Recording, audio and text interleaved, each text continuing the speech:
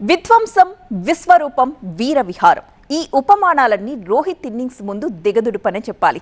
Bowler చేతి నుంచి బంతి వచ్చిందే తడువు. ఆకలిగొన్న సింహంలా విరుచుకుపడిపోయే హిట్ మ్యాన్ స్టాండ్స్ లో పడేయడమే తన లక్ష్యం అన్నట్టు శివతాండవం చేసేస్తాడు.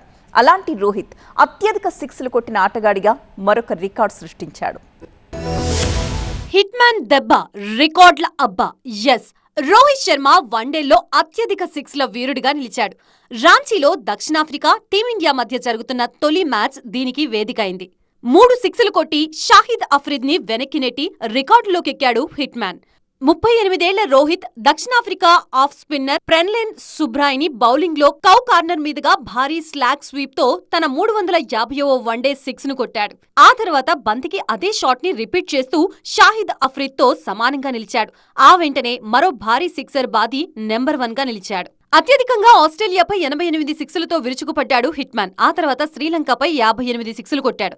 న్యూజిలాండ్పై 47, వెస్టిండీస్పై 35, బంగ్లాదేశ్పై 27, పాకిస్తాన్పై 27, ఇంగ్లాండ్పై 21, సౌత్ ఆఫ్రికాపై 20 సిక్సులు బాది అత్యధిక సిక్సులు కొట్టిన ఆటగాడిగా రికార్డు సృష్టించాడు. మన ధనాధన్ ధోని 229 సిక్సర్లతో టాప్ 5 గా ఉన్నాడు.